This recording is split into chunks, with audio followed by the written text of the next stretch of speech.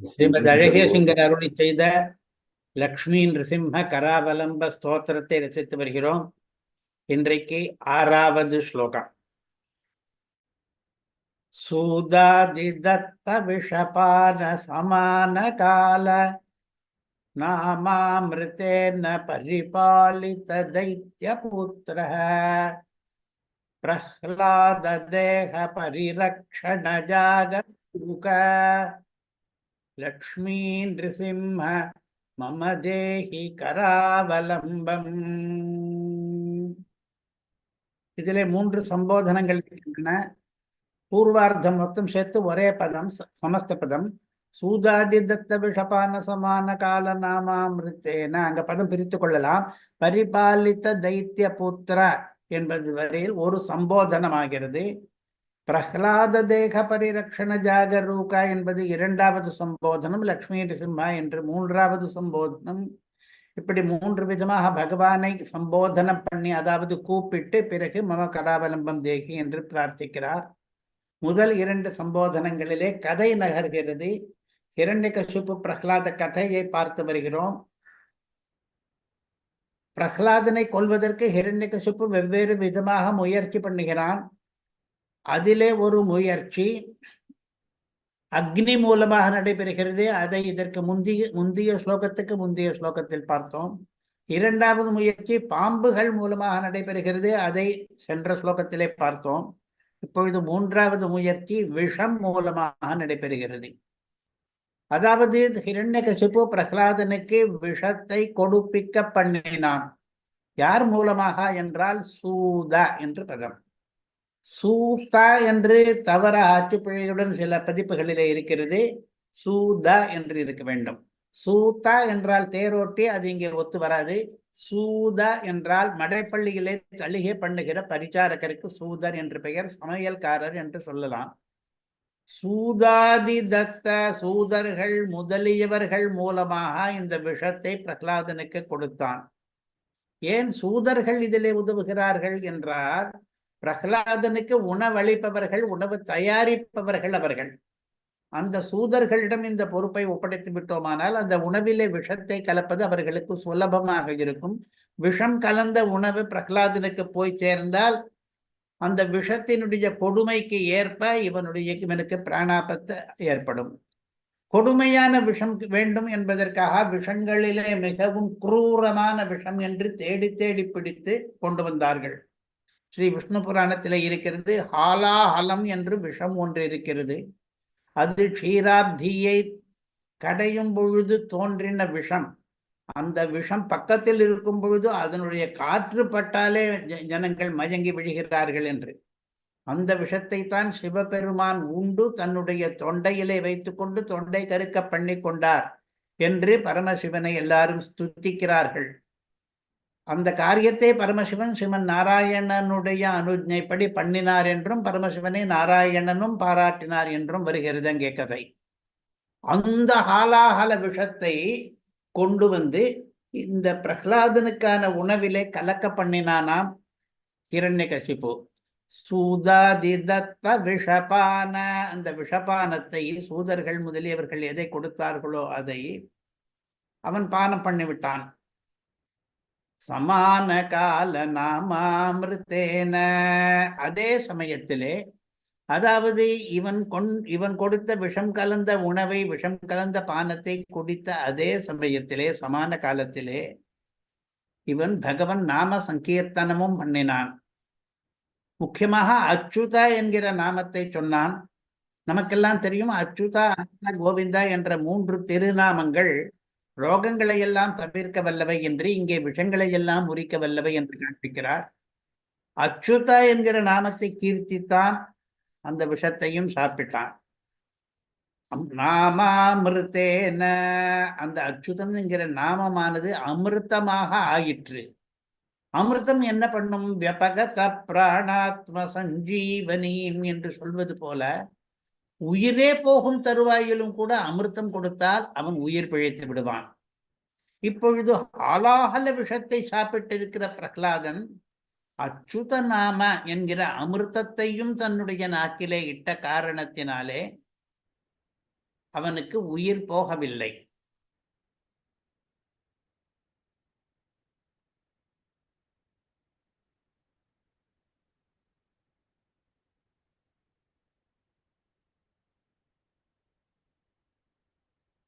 சூதர்கள் முதலியவர்கள் கொடுத்த விஷத்தையும் குடித்துவிட்டு சமான காலத்திலேயே நாமம், பெருமாளுடைய திருநாமம் என்கிற அமிர்தத்தையும் அவன் நாக்கிலே இட்டபடியினாலே உயிர் பிழைத்துக் கொண்டான்.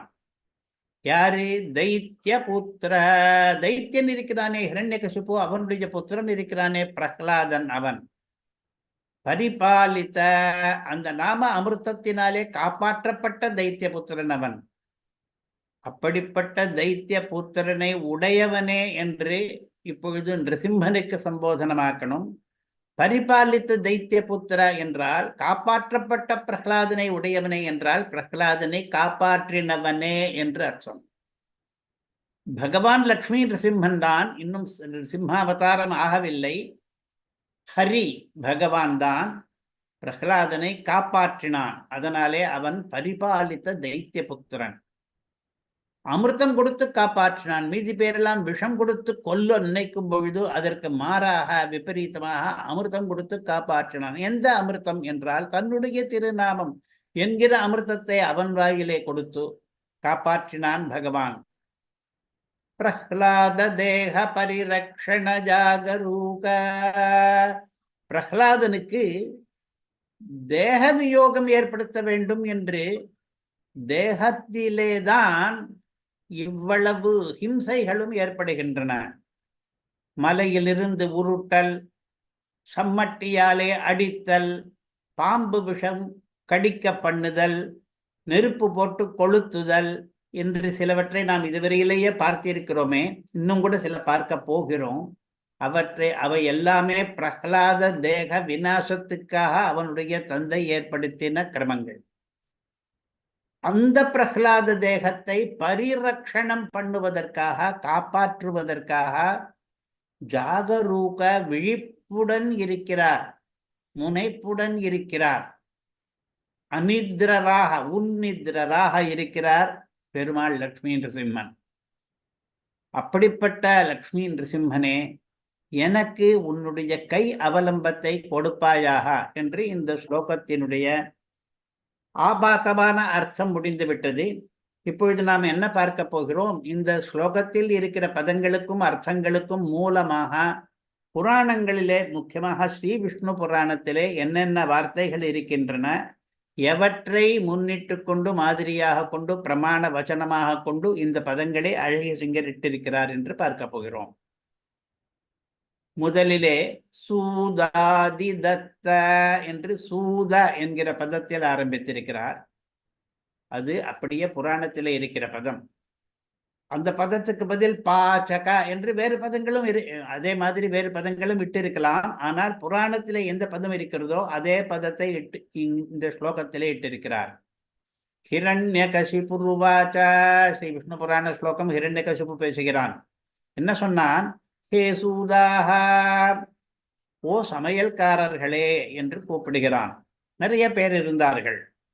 மம புத்ரோசௌ, என்னுடைய இந்த புத்திரனானவன். இந்த என்று சொன்னதினாலே பிரஹ்லாதனை சுட்டி காட்டி இதோ நிற்கிறானே இவன் என்று. விஷம் கொடுப்பவர்கள் சில சமயம் தெரியாமல் கொடுப்பார்கள், அப்படி இல்லை, தெரிந்தேதான் பிரஹ்லாதனை பக்கத்தில் வைத்து கொண்டேதான் அவனை காண்பித்து இந்த புத்திரன் என்று.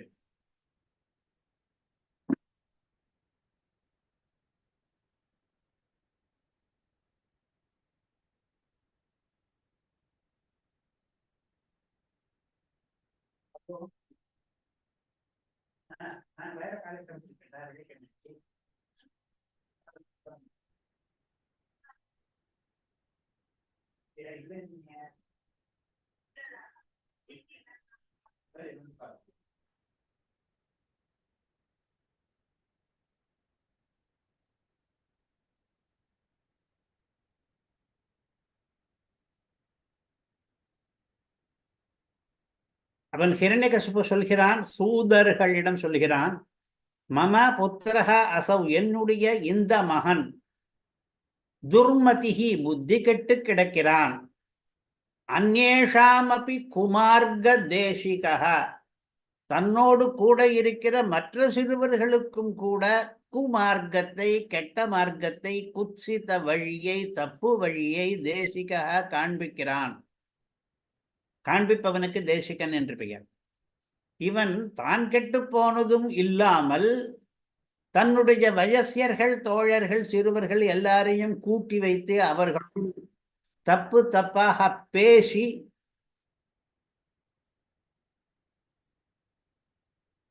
அவர்களையும் கெடுக்கிறான்.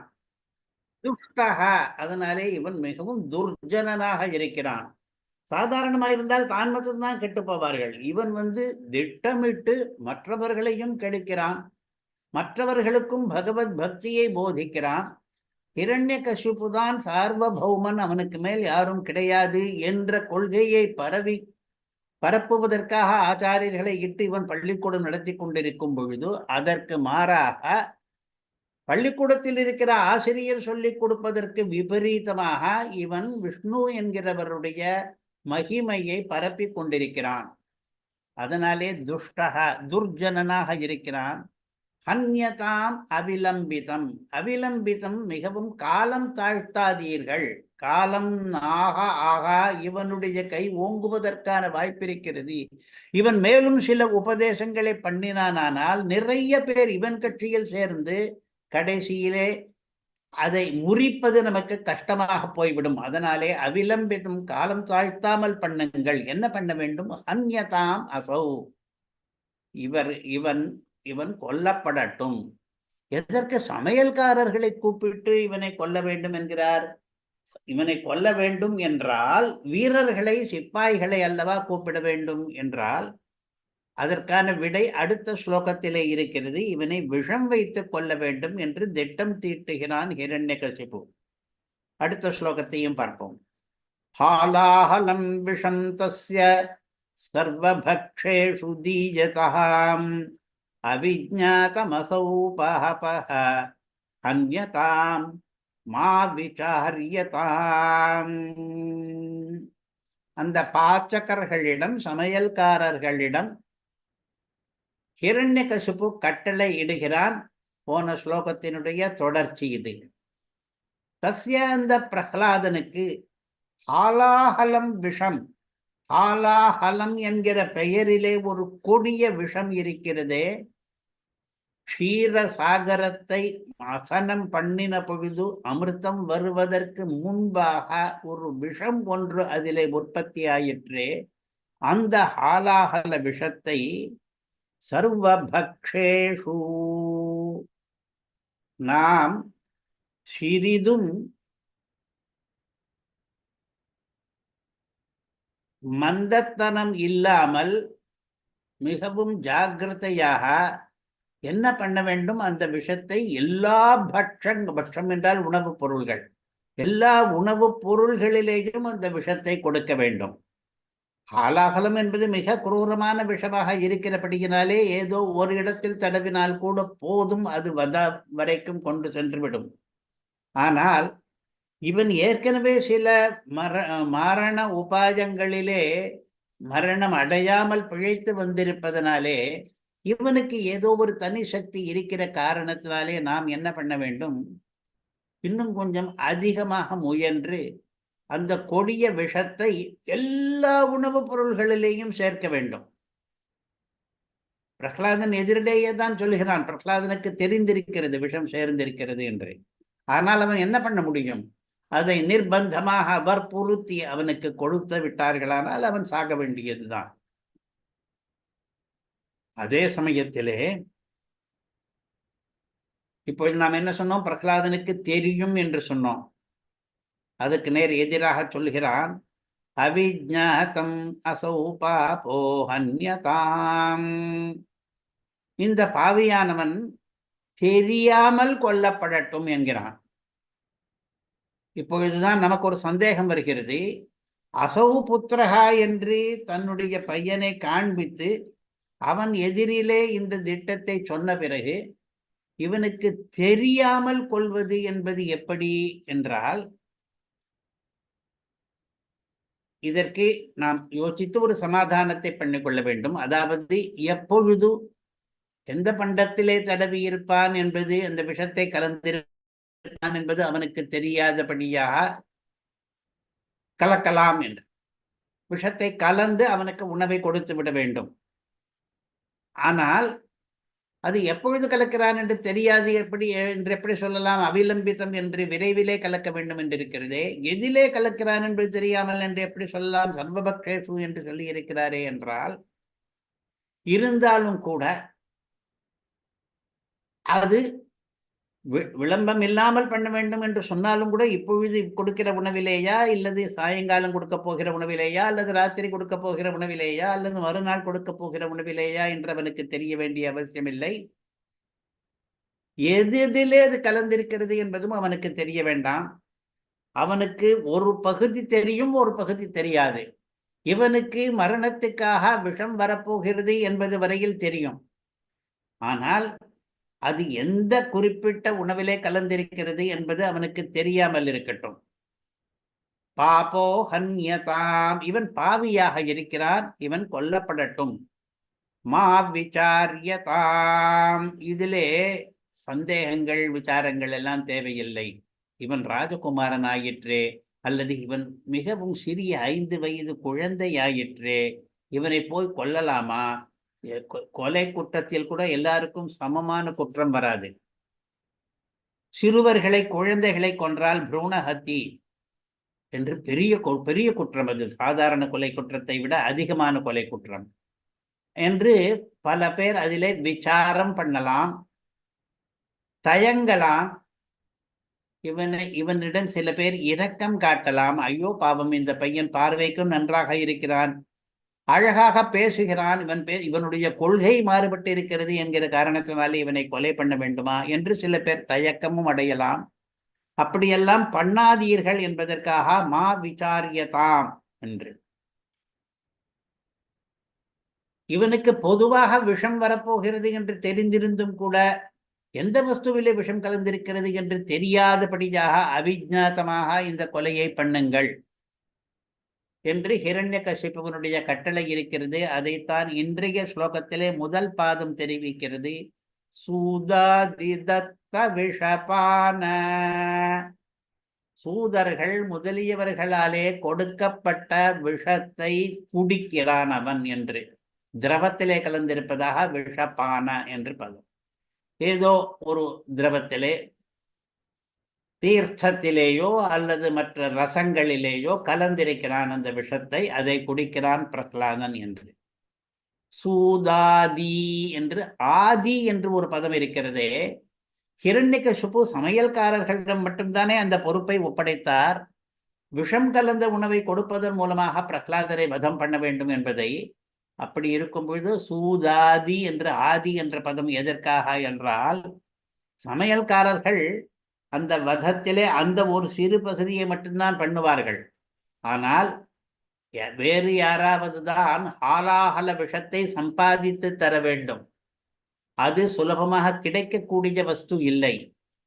ஹாலாஹல விஷத்தை கொண்டு வர வேண்டியவர்கள் வேறு யாரோ, பிறகு அதை கலப்பவர்கள், உணவை தயாரிப்பவர்கள் சூதர்கள் பண்ணுவார்கள்.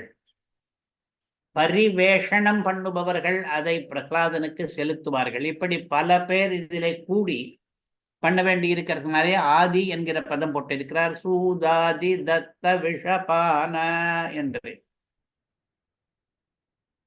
பிரகலாதன் அதை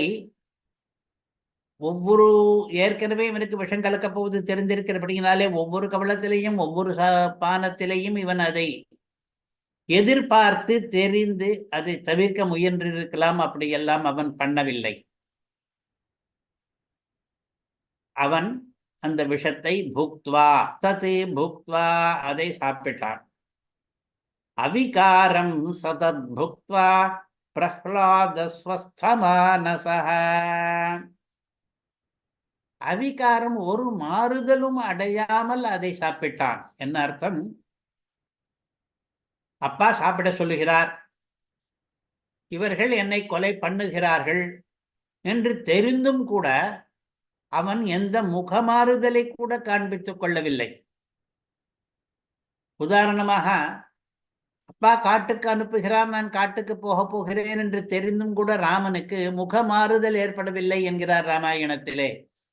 இன்னும் கேட்க போனால் இது வேறு ஒரு விதமான ஒரு சாதனைக்கு வழிவகுப்பதாக கருதி கொள்ளலாம் என்று நினைத்து அன்றலர்ந்த தாமரை போல் அவனுடைய முகம் மலர்ந்ததாம். நாள் தாமரை என்று சொல்வார்கள். மிகவும் புத்தம் புதிதான தாமரை மலர் போல் ஆகிவிட்டது ராமனுடைய முகம், தான் காட்டுக்கு போக வேண்டும் என்று அப்பா சொல்லுகிறார் என்று தெரிந்த பொழுது என்று.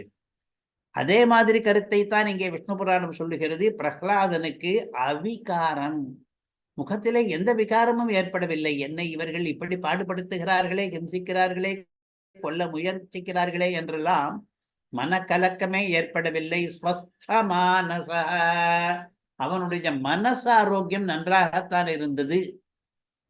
அதாவது மனசிலே ஒரு சிந்தையோ ஒரு பயமோ ஒரு கவலையோ, என்னை சுற்றி இருப்பவர்கள் இந்த மாதிரி எனக்கு விரோதிகளாக இருக்கிறார்களே என்கிற அதைரியமோ, நாம் விரைவில் இறந்துவிடப் போகிறோமே என்ற பயமோ எதுவுமே கிடையாது அவனுக்கு. ஸ்வஸ்தமானச, மனசு ஸ்வஸ்தமாக வைத்துக் கொண்டான். அவிகாரக, முகவிகாரம் முதலியவையும் அவனுக்கு ஏற்படவில்லை.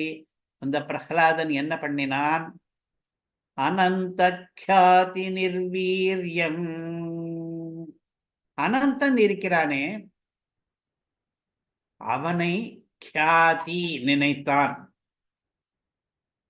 அனந்தன், அச்சுதா, அனந்த, கோவிந்தா என்கிற மந்திரம், ரோக நிவாரண மந்திரத்திலே வருகிற இரண்டாவது திருநாமம், அதை நினைத்தான். அதனாலே நிர்வீரியம் தத் விஷம், விஷத்துக்கு வீரியம் என்று ஒன்று இருக்கும் அல்லவா, அது குறைந்து போய்விட்டது. வீரியம் இல்லாததாக, தன்னுடைய வீரியத்தை இழந்ததாக அந்த விஷம் ஆகிவிட்டது. அது ஆலாகல விஷம்தான், அது குரூரமானதுதான், அது வீரியவத்தமம் தான், மிகவும் வீரியம் கொண்டதுதான். ஆனாலும் இவனுடைய மனசிலே அனந்தன் எழுந்தருளி இருந்தபடியினாலே, இவன் அனந்தனுடைய நாமத்தை உச்சரித்தபடியினாலே அந்த அந்த விஷமானது நிர்வீரியமாக ஆகிவிட்டது. ஜரயாமாச, அந்த விஷம் ஜெரித்து போய்விட்டது, ஜீர்ணமாகிவிட்டது. விஷம் தான் ஜீர்ணமாகாமல் நின்று கொலையை ஏற்படுத்தும் மற்றவர்களுக்கு. இப்பொழுது அந்த விஷமும் ஜெரித்து போய்விட்டது. இனி விஷத்தினுடைய வியாபாரம் எதுவும் நடக்கப் போவதில்லை.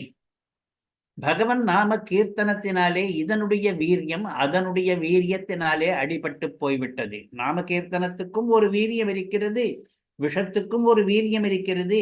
இவை இரண்டும் ஒன்றோடொன்று மோதி கொண்டதிலே விஷம் தோல்வி அடைந்து விட்டது. ததசூதாபயத்ரஸ்தாக ஜீர்ணம் திருஷ்ட்வா மஹத்விஷம் தைத்வேஸ்வரமுபாகம்ய பிரணிபத்யேதமப்ருவன்னே. ததஹ, அதன் பிறகு, சூதாக, அந்த பாச்சகர்கள், பயத்ரஸ்தாக, பயத்தினாலே நடுங்கினவர்களாய். அவர்களுக்கு ஏன் பயம், ஏன் நடுக்கம் என்றால், இதற்கு முன்னமேயே சில கொலை முயற்சிகள் நடந்து அதை விண்ணப்பித்தவர்கள் எல்லாரும் அவனுடைய கோபத்துக்கு ஆளானார்கள்.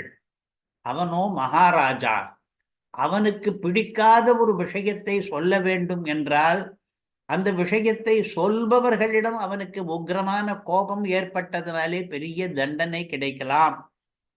இதற்கு முன்னே இதே பிரகலாதனை கொல்ல முயன்றவர்களை அவன் மிகவும் அதிகமாக கோபித்துக் கொண்டிருக்கிறான் என்பதும் தெரியும்.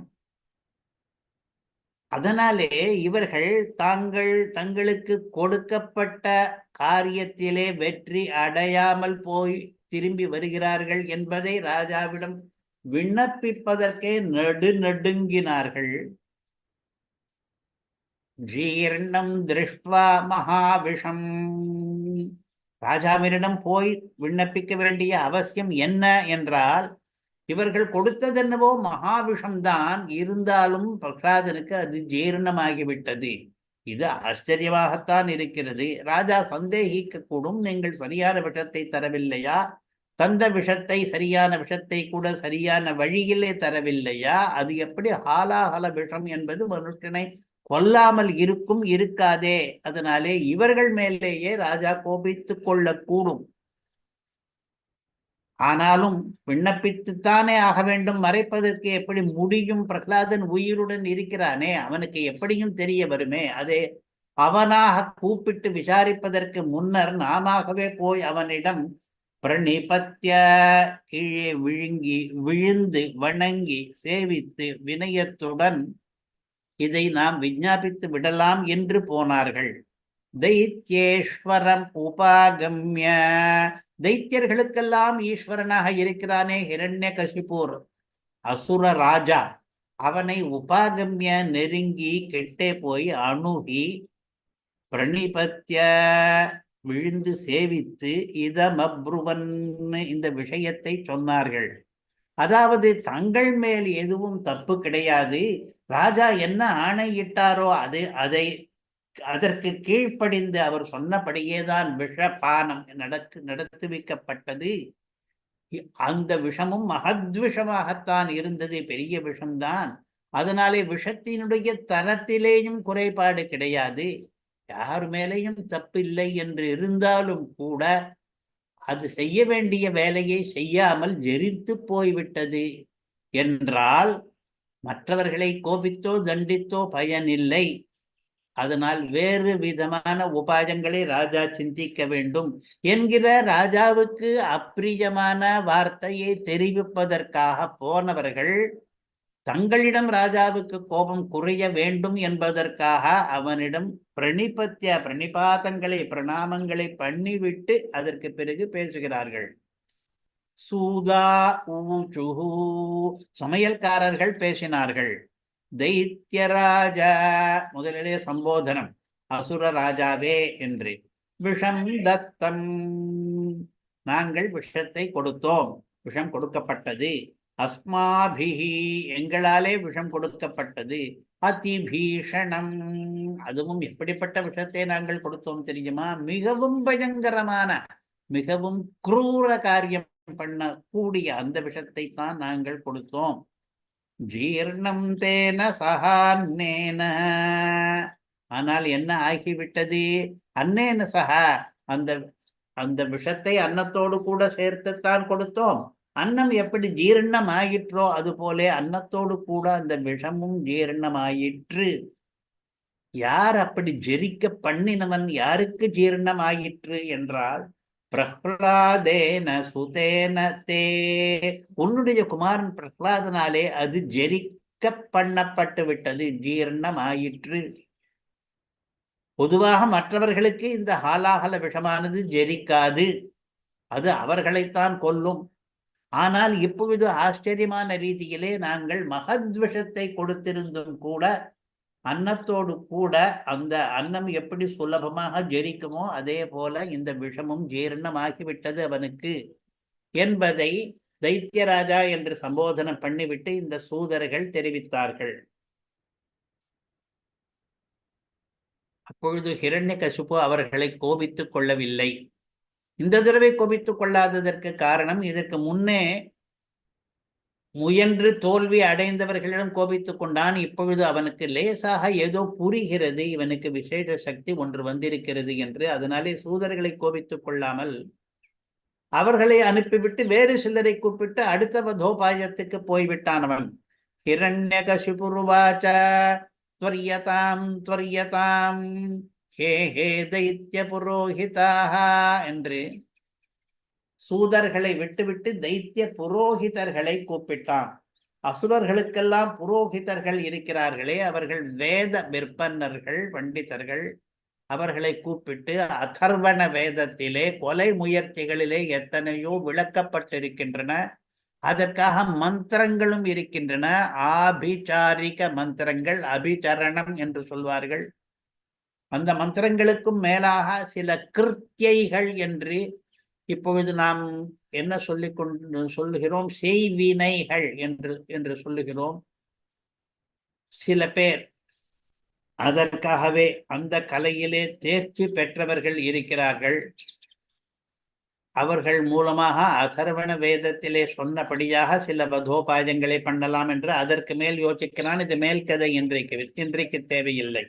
இப்பொழுது இந்த கதை முடிந்து விட்டது. அதைத்தான் பூர்வார்த்தத்திலே இந்த ஸ்லோகம் சொல்லுகிறது. சூதாதி தத்த விஷபான சமான கால நாமாமிருதேன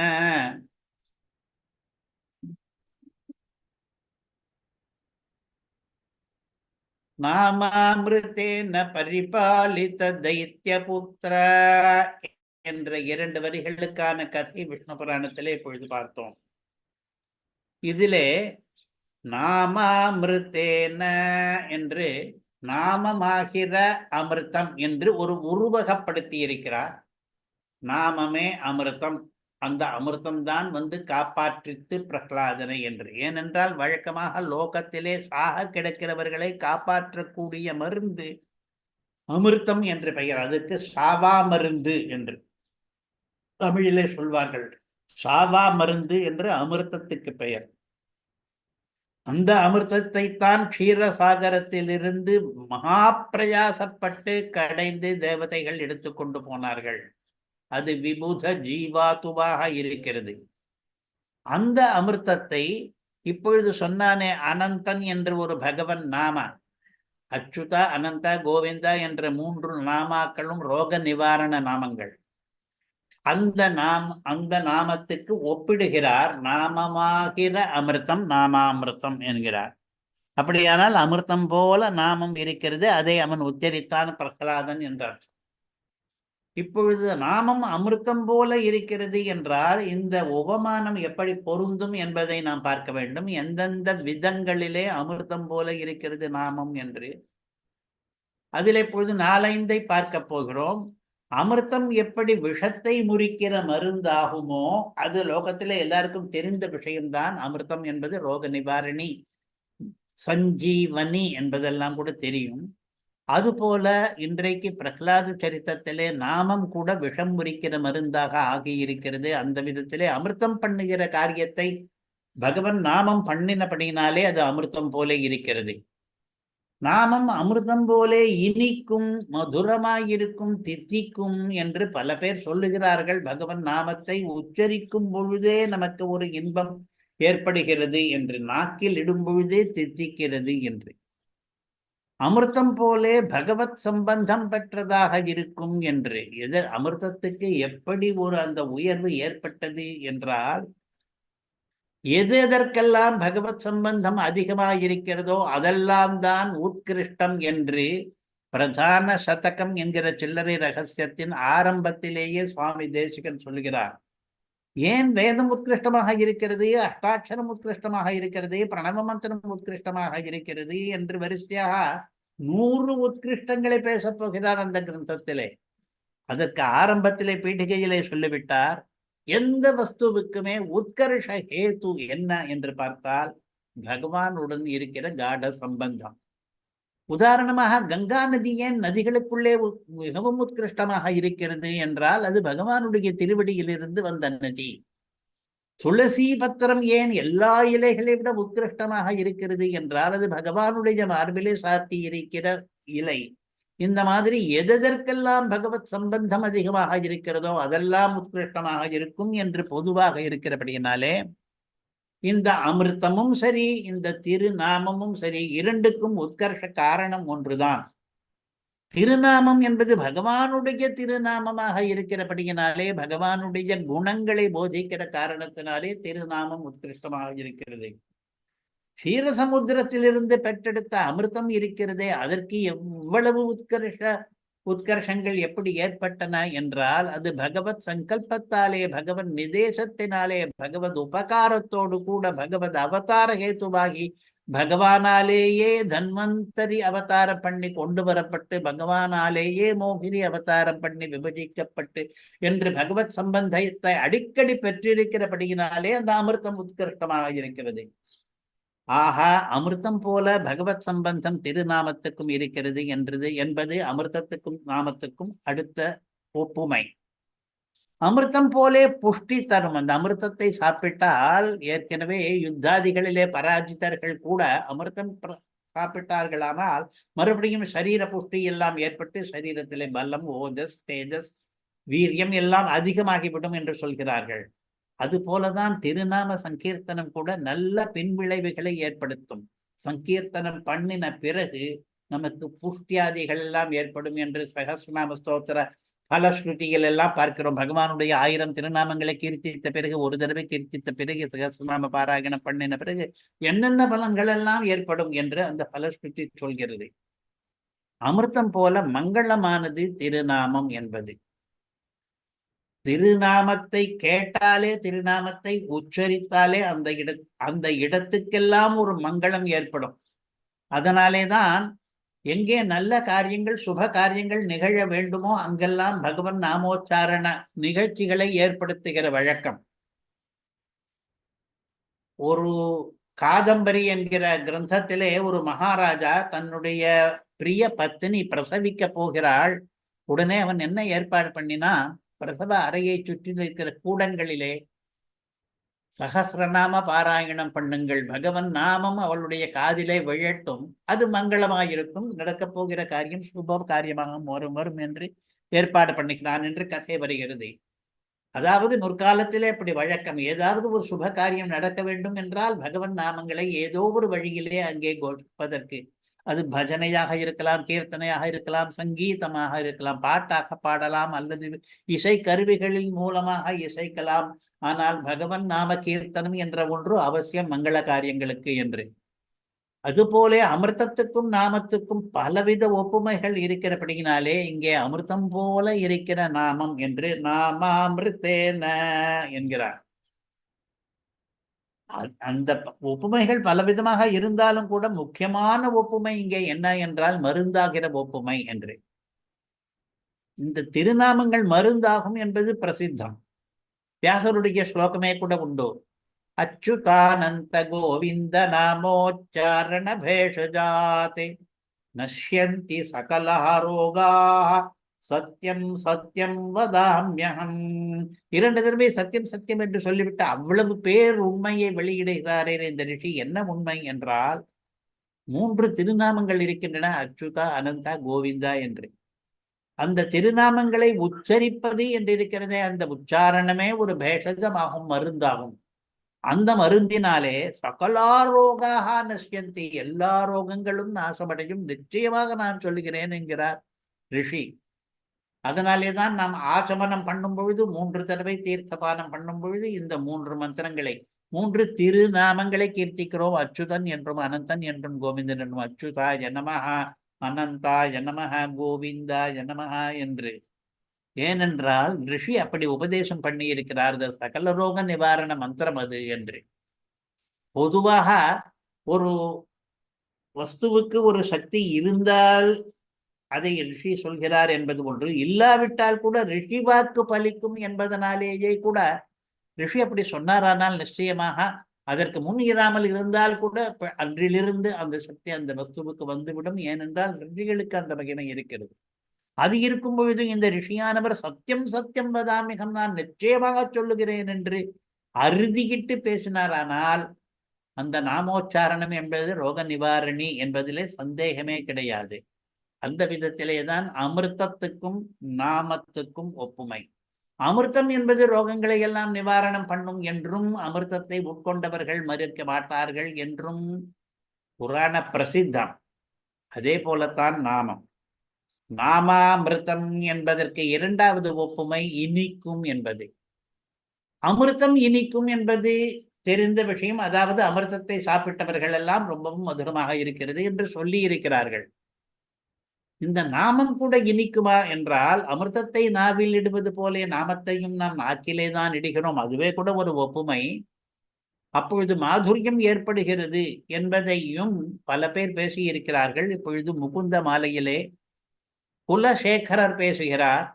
தத்துவம் ப்ருவாணானி பரம்பரஸ்மாதி மதுக்ஷரந்தீவ சதாம் பலானி பிராவர்த்தய பிராஞ்சலிரஸ்மி ஜிஹ்வே நாமானி நாராயண கோச்சராணி. நாராயணனை விஷயீகரிக்கிற நாமங்கள் எத்தனையோ இருக்கின்றனவே, அவை மது க்ஷரந்தீவ, தேனை பொழிவது போல இருக்கின்றன. நாக்கிலே தேனை இட்டால் எவ்வளவு சுவை நமக்கு ஏற்படுமோ அது போல நாராயண நாமத்தை இட்டாலும் நமக்கு சுவை ஏற்படுகிறது. அதற்கு மேலே அந்த நாமங்களுக்கு வேற சில பலன்களும் இருக்கின்றன. தத்துவம் பரம் என்று பர தத்துவத்தையே அவை நமக்கு தெரிவிக்கின்றன என்று ஒன்று. சதாம் பலானி, நல்லவர்களுக்கெல்லாம் அதிக பலனை அவை தருகின்றன. அதெல்லாம் இருக்கட்டும். பிராஞ்சலி ரஸ்மி, நான் கைகூப்பி கொண்டு உன்னை கெஞ்சி கேட்கிறேன், என்னுடைய நாக்கே இந்த பெருமாளுடைய திருநாமங்களை நீ ஆவர்த்தனம் பண்ணேன், திரும்பி திரும்பி சொல்லேன். சொன்னால் உனக்கு கிடைக்கிற இனிமையை தவிர எனக்கு கிடைக்கிற பலன்கள் நிறைய இருப்பதனாலே இப்படி நாம சங்கீர்த்தனம் பண்ணுவாயாக என்று தன்னுடைய நெஞ்சுக்கு இவர் விண்ணப்பத்தை விடுகிறார் குலசேகராழ்வார். அப்படி சொல்லும் பொழுது நாமங்கள் இனிக்கும், மதுரமாக இருக்கும் என்பதைத்தான் சொல்கிறார். வால்மீகி ராமாயணத்தினுடைய பாராயண ஆரம்ப ஸ்லோகங்களிலே முதலாவது கூஜந்தம் ராம ராமேதி மதுரம் மதுராட்சரம் என்று ராமநாமத்தில் நாமத்திற்கு உரித்தான ஒரு மாதுரியத்தை பற்றித்தான் பேசுகிறார். ராமா என்கிற நாமமானது மதுரமாக இருக்கிறது. அதில் இருக்கிற ஒவ்வொரு எழுத்தும் மதுரமாக இருக்கிறது. மதுரமான அக்ஷரத்தை கொண்ட மதுரமான நாமமாகிற ராம என்கிற நாமத்தை குயில் கூவுவது போலே வால்மீகி எப்பொழுதும் கூவிக்கொண்டே இருக்கிறார். அந்த வால்மீகியை நான் சேவிக்கிறேன் என்று நாமத்தை மதுர வஸ்துவாக நாம் பல இடங்களிலே பார்க்கிறோம். புஷ்டிகரமான வஸ்துவாகவும் சில இடங்களிலே பார்க்கிறோம்.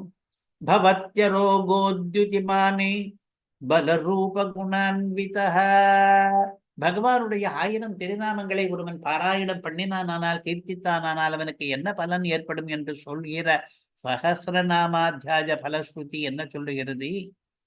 இப்படி கீர்த்திப்பவன் அரோகா, வியாதி நீங்கப்பட்டவனாகிறான். இன்றைக்கும் கூட பல கிரகங்களிலே ஏதாவது வியாதிகள் ஏற்பட்டால் சகஸ்ரநாம பாராயணம் அந்த வியாதி சமனத்துக்காகவே தனியாக பண்ணுவதொன்று சங்கல்பித்துக் கொண்டு.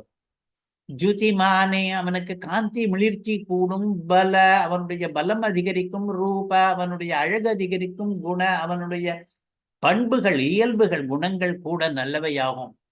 அவ்வளவு பலன்கள் இருக்கின்றன இந்த நாம சங்கீர்த்தனத்துக்கு. அதனாலே தான் இதை அமிர்தம் போல என்று சொல்கிறோம். ஏனென்றால் அமிர்தத்துக்கும் அப்படித்தான் சொல்கிறார்கள். ஒருவன் அமிர்தத்தை சாப்பிட்டானால் அவனுக்கு பலம் கூடும் என்கிறார்கள், அழகு கூடும் என்கிறார்கள், அவனுடைய புஷ்டி, தேக புஷ்டி முதலியவை அதிகரிக்கும் என்கிறார்கள். அமிர்தத்துக்கு என்னென்ன பலன்கள் சொல்லுகிறார்களோ அதே பலன்களை நாம சங்கீர்த்தனத்துக்கும் சொல்லி இருக்கிற காரணத்தினாலே அமிர்தம் போலே நாமம் இருக்கிறது என்பது உபபன்னமாகிறது. அதனாலே நாமாமிருத்தேன என்று. இன்னொரு உப்புமை பகவத் சம்பந்தம் என்பது. நாமங்கள் என்பவை பகவானுடைய குணங்களை வெளியிடுகின்றன. யானி நாமானி கௌணானி விக்யாதானி மகாத்மனஹா என்ற இடத்திலே நாமங்களை கவுனங்கள் என்று சொல்லும் பொழுது என்ன அர்த்தம், என்ன தாற்பயம் என்று கேட்டால், பகவானுடைய குண சம்பந்தப்பட்ட நாமங்கள். ஒவ்வொரு திருநாமம், ராமகா என்றால் ரமயதீதி ராமகா, மகிழ்விப்பவன் என்ற அர்த்தம். கிருஷ்ணகா என்றால் கர்ஷதீதி கிருஷ்ணகா, கவருபவன் என்ற அர்த்தம். அந்த மாதிரி ஒவ்வொரு திருநாமமும் ஒவ்வொரு குணத்தை, பகவானுடைய குணத்தை வெளியிடுகிறதுனாலே நாமங்களை கவுனங்கள் என்று அந்த சகஸ்ரநாமத்துக்கே ரிஷியான வியாசரே அப்படி சொல்லி இருக்கிறார். அதனால்தான் சகஸ்ரநாமத்துக்கு பாஷ்யம் எழுத முற்படும் பொழுது பராசர பட்டர் தன்னுடைய வியாக்கியான கிரந்தத்துக்கு என்ன பெயர் வைத்தார் என்றால் பகவத் குண தர்ப்பணம் என்று பெயர் வைத்தார். பகவானுடைய குணங்களுக்கு கண்ணாடி இந்த வியாக்கியானம். ஏனென்றால் பகவானுடைய குணங்கள் தான் அந்த நாமங்களில் இருக்கின்றன. எந்தெந்த நாமங்களிலே எந்தெந்த குணங்கள் இருக்கின்றன என்பதை காட்டுவதற்காக வந்தது பகவத் குண தர்ப்பணம் என்கிற கிரந்தம். பகவத் சம்பந்தம் இந்த மாதிரியாக அது பெற்றிருக்கும். அதே மாதிரிதான் அமிர்தம் என்று க்ஷீரசாகரத்திலிருந்து வந்த அந்த வஸ்துவும் கூட பகவத் சம்பந்தம் பெற்றிருக்கும். அந்த வஸ்து கிடைப்பதற்கு பகவான் எத்தனை அவதாரங்களை எடுத்தார். அதிலே கூர்மாவதாரம், தன்வந்தரி அவதாரம், மோகினி அவதாரம் முதலியவை எல்லாம் அந்த அமிர்த சம்பந்தப்பட்ட அவதாரங்கள். கடைசியாக நாமாமிர்தம் என்பதற்கு நாமத்துக்கும் அமிர்தத்துக்கும் இருக்கிற ஒப்புமையிலே ஒன்று மங்களமானது என்று. அமிர்தம் என்பது ஒரு மங்கள வஸ்து. பகவன் நாமமும் ஒரு மங்கள வஸ்து தான். அதை சுவாமி தேசிகன் அபீதி ஸ்தவத்தில் இப்படி தெரிவிக்கிறார். ரமாதயித ரங்க பூரமண கிருஷ்ண விஷ்ணோ ஹரே திரிவிக்ரம ஜனார்தன திரியுகநாத நாராயணா. இதுவரைக்கும் பூர்வார்த்தத்திலே நிறைய நாமங்களை சொன்னார். சொல்லிவிட்டு இதீவ சுபதானிய, இந்த நாமங்கள் எல்லாம் சுபதானி, மங்களத்தை கொடுப்பவை என்று சொல்கிறார். படதி நாமதேயானிதே, இந்த நாமங்களை எவன் படிக்கிறானோ அவனுக்கு நதஸ்ய யமவஷ்யதா, யமனுக்கு வசப்பட மாட்டான். நரகபாத பீதி குதஹ, நரகத்திலே விழுந்து விடுவோமோ என்ற பயம் தேவையே கிடையாது. யமனுக்கு வசப்பட்டால் தானே நரகத்துக்கு போக போகிறான். இதுவே இல்லை என்ற பரம் அது எதற்கு? அதனாலே நாமங்களுக்கு அவ்வளவு வலிமை இருக்கிறது.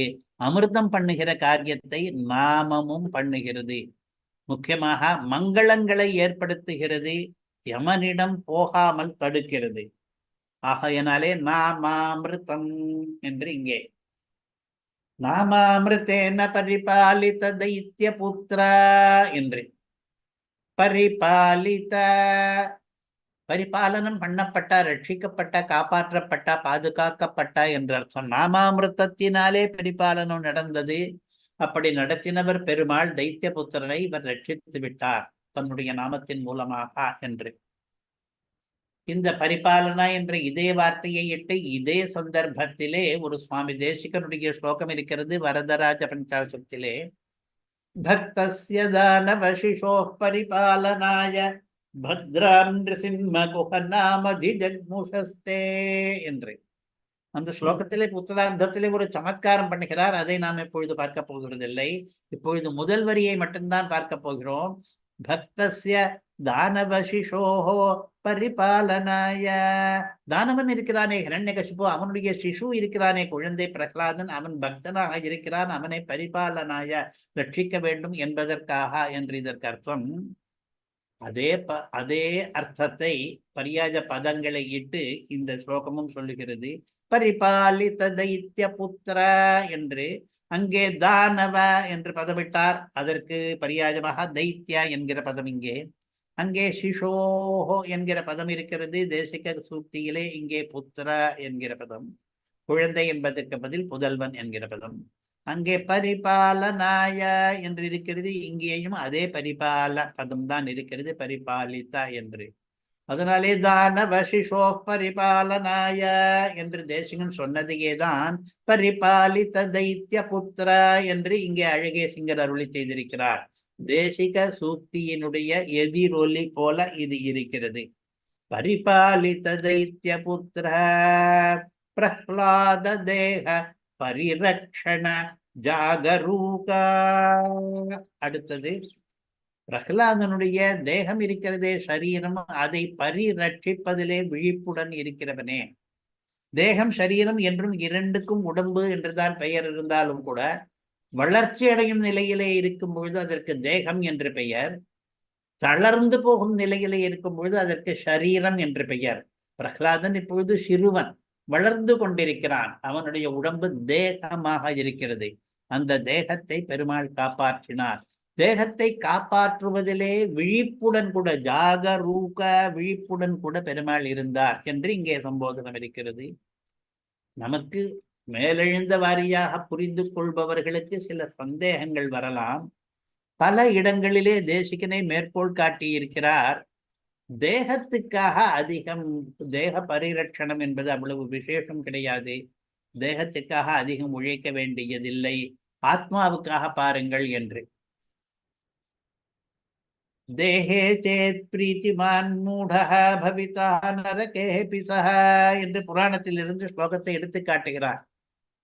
தேகம் என்பது அருவருப்பான ஒரு குவியல். அது அதிலே இருக்கிற மஸ்தி, மஜ்ஜை, ரத்தம் இதெல்லாம் உள்ளே பிரித்து பார்த்தோமானால் அழுக்கு குவியல் போல இருக்கும். அந்த தேகத்திலே எதற்காக நீங்கள் பிரீத்தியை செலுத்துகிறீர்கள்? திண்ணம் அழுந்த கட்டிய ஒரு அருவருப்பு வஸ்து அது.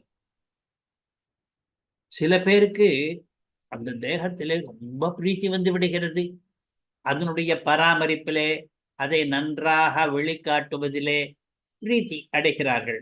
ஆனால் அந்த ரிஷி கேட்கிறார், அவர்களுக்கு நரகத்திலே கூட பிரீத்தி ஏற்பட்டு விடுமோ என்று. நரகம் என்பது மிகவும் துக்க அனுபவ ஸ்தலமாக இருக்கிறது. எந்தெந்த மாதிரியான துக்கங்கள் எல்லாம் அங்கே நிகழும் என்று கருட புராணம் நன்றாக வர்ணிக்கிறது. இருந்தும் கூட நரகமே எனக்கு பிடிக்கிறது என்று ஒருவன் சொல்லக்கூடுமோ என்னவோ. எனக்கு ஏன் அந்த சந்தேகம் வருகிறது என்றால், ரிஷி சொல்லுகிறார், இந்த அருவருப்பான, அழுக்கான, அசிங்கமான இந்த தேகத்திலேயே இந்த ஜனங்களுக்கு இவ்வளவு பிரீத்தி வருகிறதே, அந்த தேகத்துக்கு என்னென்னவோ பண்ணிக் கொள்ளுகிறார்களே. தேகே சேத் பிரீத்திமான் மூட பவிதா நரகே பிசஹ என்று ரிஷி சொல்வதை தேசிகன் எடுத்துக்காட்டி, தேகத்துக்காக, தேக பரிரட்சணத்துக்காக அதிக பரிசிரமம் பண்ணாதீர்கள், அதற்கு பதில் தேகத்துக்குள்ளே இருக்கிற ஆத்மாவினுடைய பரிரட்சணத்துக்காக முயலுங்கள் என்று சொல்கிறாரே.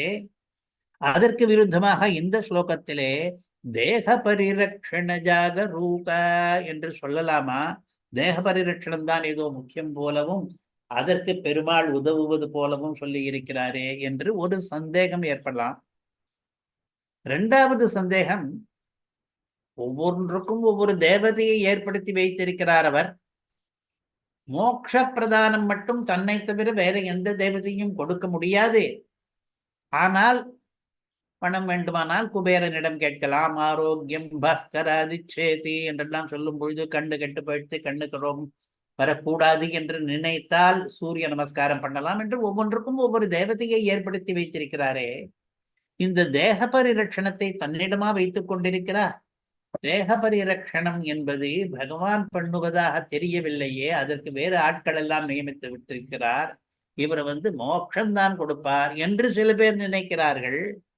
இப்பொழுது இரண்டு விதமான சந்தேகங்கள் வந்துவிட்டன. தேக பரிரட்சணம் நல்லதா கெட்டதா என்று ஒரு சந்தேகம், தேக பரிரட்சணத்தை பெருமாள் தான் பண்ணுவாரா, அதற்கு பெருமாள் வரைக்கும் போக வேண்டுமா என்று இரண்டாவது சந்தேகம். அப்படி இருக்கும் பொழுது பிரகலாத தேக பரிரட்சண ஜாகரூக என்று பிரகலாதனத்திற்கு தேக பரிரட்சணம் பண்ணினவனே என்று இங்கே சொல்வது எப்படி என்று அதற்கான பதில்கள், பிரகலாதனுடைய தேகத்தை பகவான் பரிரட்சணம் பண்ணினார் என்பது வாஸ்தவம். இதுவரையில் கதை பார்த்து கொண்டிருக்கிறோம். அதை தீயிலிட்டு கொளுத்தின பொழுதும், கல்லிட்டு கடலிலே கட்டி போட்ட பொழுதும், பாம்புகளாலே கடிக்கப்பட்ட பொழுதும், இன்றைக்கு பார்த்தபடி விஷம் கொடுத்த பொழுதும் அந்த தேக பரிரட்சணத்தை பெருமாள் தான் பண்ணினார். அப்பொழுது நம்முடைய கேள்விகளுக்கு பதில், பெருமாள் தேகத்தை பரிரட்சணம் பண்ணுவதையும் பண்ணுவார். அதற்காக நாம் அதிகமாக பரிசிரமப்பட வேண்டியதில்லை. அந்த பொறுப்பை பெருமாளிடம் விட்டு விடலாம். ஸ்மிருதி சொல்லுகிறது சரீராரோக்கியம், சரீரத்தினுடைய ஆரோக்கியம் இருக்கிறது, அது முக்கியம் அவசியமான தேவையான ஒன்றுதான். சரீரத்தை எளுப்பமாக சொல்லுகிறது கூட, ரோகியாக இரு என்று சொல்லவில்லை. அர்த்தாம்ஷ்ட போகாம்ஷ்டைவானுஷங்கிகானே, சரீரம் மட்டும் என்ன, எத்தனையோ இடத்திலே இழிவாக பேசப்பட்ட அர்த்தங்கள், காமங்கள், போகங்கள், அவற்றையெல்லாம் கூட நாம் நேரடியாக அவற்றிலே இழிய வேண்டாம் என்று சொல்கிறோமே தவிர, ஆனுஷங்கிகானே, அவையெல்லாம் நம்முடைய பகவத் கைங்கரியத்துக்கு அனுஷங்கம் கொண்டவையாக வந்தால், அதாவது ஒரு பொருளை வாங்கினால் இன்னொரு பொருள் கொஞ்சம் பொசிர் என்று சொல்வது போல, பகவத் பக்தியும் பகவத் கைங்கரியமும் முமுட்சு பண்ணுகிற காரியங்களும் பண்ணி கொண்டிருக்கும் பொழுது அவற்றுக்கு கொசிராக பகவான் நமக்கு சரீர ஆரோக்கியத்தையும் அர்த்தங்களையும் காமங்களையும் போகங்களையும் கொடுத்தாரானால் அவற்றை பகவத் பிரசாதமாக ஏற்றுக்கொண்டு, பகவான் கொடுத்த போகம் புங்தே போ பதிசேஷ போகம் என்று, என்னுடைய கணவனான பகவான் இந்த போகத்தை எனக்கு கொடுத்திருக்கிறான் என்று அவனை நாயகனாக கொண்டு நாம் அனுபவிப்பது தகும் என்றும், பெருமாள் அதை கொடுக்கிறார் என்பதும், அதுதான் இன்றைக்கு முக்கியமான சந்தேகம். அந்த போகங்களை, அர்த்த காமங்களை எல்லாம் பகவான் கொடுக்கிறாரா நேரடியாக என்றால், அப்படித்தான் ஸ்மிருதி சொல்லுகிறது. ததாதி தியாயினாம் பும்சஹாம் அபவர்க்க பிரதோ ஹரிஹி. அபவர்க்கத்தை கொடுக்கிற அதே ஹரிதான் தன்னை தியானிக்கிற புருஷர்களுக்கெல்லாம், ஜனங்களுக்கெல்லாம் இந்த அர்த்த காமங்களையும் அவர்தான் கொடுக்கிறார். சரீர ஆரோக்கியத்தையும் அவர்தான் கொடுக்கிறார். சரீரத்தினாலே அனுபவிக்கக்கூடிய போகங்களையும் பகவான் கொடுக்கத்தான் கொடுக்கிறார். நம்முடைய சந்தேகம் தீர்வதற்காக தேக பரிரட்சணமும் பண்ணுபவர் அவர்தான். தேகத்தை இழப்பமாக சொன்னவை, அர்த்தத்தையும் இழப்பமாக சொன்னவை, காமத்தையும் இழப்பமாக சொன்னவை வச்சனங்கள் இருந்தாலும் கூட, ஆனுஷங்கிகமாக நாம் எதை முக்கியமாக கருதுகிறோமோ அதற்கு கொசுராக, அதனுடைய உறுப்பாக, அதனுடைய பின் விளைவாக இவையெல்லாம் கிடைக்கும் பொழுது அப்பிரயத்னாகதா சேவ்யாக, அதற்காக நாம் உழைத்து ஓடாக திரியாமல் பகவத் கைங்கரியம் பண்ணும் பொழுது அவையும் நமக்கு வாய்க்கும். வாய்க்க பண்ணுவார் பெருமாள், அவற்றை அனுபவிக்க வேண்டும் என்று. அதனாலே தேகம் என்பது மட்டம் என்றால் அந்த விதத்திலே மட்டம் கிடையாது. அது தேகம்தான், சரீரம்தான். மற்ற நல்ல தர்ம காரியங்களை எல்லாம் பண்ணுவதற்கு சாதனமாக இருக்கிறது. ஷரீரமாத்யம் கலு தர்ம சாதனம் என்று மற்ற மகாகவிகளும் சொல்வதுண்டு. சரீரத்துக்கு ஒரு விதமான உயர்வும் உண்டு, ஒரு விதமான தாழ்வும் உண்டு. தாழ்வையும் தெரிந்து கொண்டு நாம் அதற்காகவே மொத்த உழைப்பையும் பண்ணிவிடாமல் இருக்க வேண்டும். உயர்வையும் தெரிந்து கொண்டு அதை ஒரு உபகரணமாக ஆக்கி கொண்டு நம்முடைய முமுட்சு காரியங்களிலே ஈடுபட வேண்டும். பிரகலாதன் தன்னுடைய தேகத்தை எதற்கு பயன்படுத்தினான் என்றால், ஒரு முமுட்சுவனுடைய காரியத்துக்கு பயன்படுத்தினார். அந்த தேகத்தை பரிரட்சணம் பண்ணுவதிலே மும்முரமாக இருந்தார் பெருமாள். லக்ஷ்மீ நிருசிம்ம மம தேஹி கராவலம்பம். லக்ஷ்மி நிருசிம்ம பெருமாளே, எனக்கு கூட உன்னுடைய திருக்கரத்தை அவலம்பமாக கொடுப்பாயாக என்று.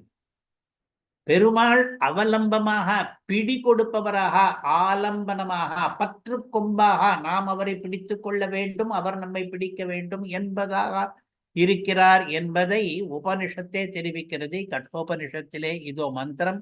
அவலம்பம் என்பதற்கு பர்யாயமாக ஆலம்பனம் என்கிற பதம் அங்கே. ஏததாலம்பனம் ஸ்ரேஷ்டம், ஏததாலம்பனம் பரம், ஏததாலம்பனம் ஞாத்வா பிரம்மலோகே மஹீயதே. பரமாத்மாவினுடைய பர தத்துவத்தை, பரத்வத்தை பற்றி நிறைய பேசின பிறகு உபனிஷத் சொல்லுகிறது, சிரேஷ்டமான பற்று கொம்பு ஆலம்பனம், பிடித்து கொள்ள வேண்டிய வஸ்து இந்த பரமாத்மா தான். பரம் உயர்ந்ததான ஆலம்பனம் இவர்தான். இந்த ஆலம்பனத்தை நாம் தெரிந்து கொண்டுதான் பிரம்மலோகத்திலே கொண்டாட்டத்துக்கு, பாராட்டுக்கு உரியவராக ஆகப் போகிறோம். தெரிந்து கொள்பவர்கள் எல்லாம், தத்துவ ஞானம் ஏற்படுபவர்களுக்கெல்லாம் பரலோகத்திலே கொண்டாட்டம் இருக்கிறது என்று கட்டோபனிஷத் சொல்லுகிறதே. அதிலே ஆலம்பனம் ஆலம்பனம் என்று பெருமாளை சொல்கிறதே, அதுதான் இப்பொழுது லக்ஷ்மி நரசிம்மரிடம் நாம் பிரார்த்திப்பது. நீர் ஆலம்பனமாக இருப்பீராக, எங்களுக்கு உம்முடைய கரத்தை அவலம்பமாக எங்களுக்கு தருவீராக என்று. இப்பொழுது 6வது ஸ்லோகத்தினுடைய விசேஷார்த்தங்களை பார்த்தோம். ஒரு சிறு நிகழ்ச்சி, அழகிய சிங்கருடைய பிரபாவத்தை வெளியிடக்கூடிய ஒரு சம்பவத்தை சொல்லி 5 நிமிஷங்களுக்குள்ளே முடித்து விடலாம். அடியேன்பால் அழகிய சிங்கரை அனுகிரகித்த ஒரு சம்பவம் இது. பல வருஷங்களுக்கு முன் அடியன் அப்பொழுதுதான் ஸ்ரீபாஷ்ய காலக்ஷேபம் முடித்திருந்தேன் பிரம்மச்சரிய ஆசிரமத்திலே. அழகிய சிங்கர், முக்கூர் அழகிய சிங்கர் தேவப்பெருமாள் திருவடி வாரத்திலே காஞ்சிபுரத்திலே மாலோல வித்வத் சதஸ் நடத்தினார். அப்பொழுது அடியேனும் போய் அதிலே அன்வயித்தேன். அப்பொழுது சொன்ன அதிகரணம், விண்ணப்பித்த அதிகரணம் அத்திரதிகரணம் என்பது. நான் அத்தாச்சராச்சர கிரகணாத் என்று முதல் சூத்திரத்தை சொல்ல ஆரம்பிக்கும் பொழுது அழகிய சிங்கர் நேரடியாக சொல்லாதே, உன்னுடைய ஆச்சாரியனுடைய தனியனை அனுசந்தி என்று சொன்னார். அவருக்கு அது ஒரு வழக்கமாக இருந்தது. அடியனுக்கு அது சதஸுக்கு போவது என்பது புதிதாக இருந்த காலம். ஆச்சாரியனுடைய தனியனை சொல்லிவிட்டு சொல்லு என்று சொன்னார். சரி என்று நமக்கெல்லாம் பரிச்சித்தமான தனியன் தான் ஸ்ரீமத் ஸ்ரீ சைல வம்சியாதனக குணநிதேகே என்று ஆரம்பிக்கிற தனியனை சதசிலே விண்ணப்பித்தேன். கடைசி வரியிலே ஸ்ரீமன் நாராயணாக்கியம் சதமக குலஜம் பாவையேயாய ஜூகம் என்று சொல்லி முடித்தேன். அழகிய சிங்கர் தனியனை அனுசந்திக்க சொன்னது மட்டுமில்லாமல் அந்த தனியனில் இருக்கிற பதங்களுக்கு அர்த்தங்களை எல்லாம் அவர் தன்னுடைய மனசிலே இட்டுக்கொண்டு வந்திருக்கிறார். கடைசியிலே தனியனிலேயே ஒரு கேள்வி கேட்டார். உன்னுடைய ஆச்சாரியர் நாராயணாச்சாரியர் என்று இருப்பதாலே நாராயணாக்கியம் பாவையே என்று இருக்கலாம். ஸ்ரீமன் நாராயணா என்று லக்ஷ்மி சமேதரான நாராயணன் பகவானுக்குத்தானே சொல்லலாம். உன்னுடைய ஆச்சாரியன் தனியனிலே ஸ்ரீமன் நாராயணா என்று எப்படி வந்திருக்கிறது, எதனாலே என்று என்னை குறுக்கு கேள்வி கேட்டார். நல்ல வேளையாக அப்பொழுது ஏதோ ஒரு பதில் எனக்கு புரித்தது. நான் ரத்ன சுருக்கமாக ஒரே ஒரு மேற்கோளை மட்டும் காட்டினேன். சாஹி ஸ்ரீரமிருதா சதாம் என்று. ஸ்ரீ என்பதற்கு லக்ஷ்மி என்பது மட்டும்தான் அர்த்தம் என்பதில்லை. வேதத்துக்கு கூட ஸ்ரீ என்று பெயர் உண்டு. ரிச்சோஜூகும் ஸ்ரீசாமானி சாஹி ஸ்ரீரமிருதா சதாம் என்று ரிக்குகள், யஜுக்கள், சாமங்கள் இவற்றுக்கெல்லாம் நல்லவர்களுடைய ஸ்ரீ என்ற பெயர் இருப்பதாக வேதம் தெரிவிக்கிறது. அந்த ஸ்ரீயை உடையவர் இவர் என்று அர்த்தம் சொன்னேன். அழகிய சிங்கருக்கு திருவுள்ளம் மிகவும் குளிர்ந்தது. அவர் நீ சொல்கிற விஷயத்தை இன்னும் அழகாக சொல்ல வேண்டும் என்பதற்காக அவரே உபன்யசித்தார். வேதங்களுக்கு எப்படி ஸ்ரீ என்ற பெயர் ஏற்பட்டது, அந்த பெயரை வேதமே எப்படி கொடுத்தது, அதனாலே வேதத்திலே நிஷ்ணாதர்களான பண்டிதர்களை ஸ்ரீமான்கள் என்று எப்படி சொல்லலாம், அந்த அந்த அர்த்தத்திலே தான் இங்கே ஸ்ரீமன் நாராயணா என்ற பதம் வந்திருக்கிறது என்பதை தன்னுடைய திருவாயினாலே, நான் சொன்னது அவ்வளவு ஸ்பஷ்டமாக இல்லை, சபையோரெல்லாம் தெரிந்து கொள்ள வேண்டும் என்பதற்காக ஒரு சிறிய உபன்யாசமாக பண்ணிவிட்டு அதற்கு பிறகு அத்திரதிகரணத்தை சொல்லு என்று நியமனம் பண்ணினார். அந்த நிகழ்ச்சி என்னுடைய மனசுல எப்பவுமே இருக்கிறபடியினாலே அதிலிருந்து நான் பலவற்றை தெரிந்து கொண்டேன். முதலிலே ஆச்சாரிய தனியன்களை அனுசந்தானம் பண்ணிவிட்டுத்தான் சொல்ல வேண்டும் என்று அழகிய சிங்கர் ஆஜ்ஞாபிக்கிறார் என்று ஒன்று. ஆச்சாரிய தனியன் அனுசந்தானம் பண்ணும் பொழுது அதில் இருக்கிற விசேஷணங்கள் ஒவ்வொன்றையும் நினைத்து நினைத்து இந்த ஆச்சாரியனுக்கு அவை எப்படி பொருந்துகின்றன என்பதையும் நாம் நினைத்து பார்க்க வேண்டும் என்பது இரண்டாவது. மூன்றாவது, நிறைய பிரமாண வச்சனங்களை எல்லாம் இருக்கின்றனவே, அவற்றை எல்லாம் இங்கே பொருத்தி பார்த்து கொள்ள வேண்டும். வேதங்களே ஸ்ரீ என்பதை அழகிய சிங்கர் விளக்கினது போல எல்லாருக்கும் சபையில் இருக்கிற வித்வான்கள் அவித்வான்கள் எல்லாரும் இருக்கிறார்கள் சபையிலே, அவர்களுக்கெல்லாம் புரியும்படியாக ஸ்ரீ என்பது வேதத்துக்கு பெயர் என்பதை அவர் விளக்கி காட்டினது போல காட்டி இருக்க வேண்டும் என்பதையெல்லாம் அன்றைக்கு புரிந்து கொண்டேன். இந்த மாதிரி எத்தனையோ சம்பவங்கள் அழகிய சிங்கருடைய அனுகிரகத்தை அடியனுக்கு பெற்று தந்திருக்கின்றன. அவற்றிலே இது ஒன்றை இன்றைக்கு விஞ்ஞாபித்தேன். வேறு சில சம்பவங்களையும் வெவ்வேறு நாட்களிலே விஞ்ஞாபிக்கப் போகிறேன். ஸ்ரீமதே ஸ்ரீமன் சடகோப ஸ்ரீ வேதாந்த தேசிக யதீந்திர மகாதேசிகாய நமஹ.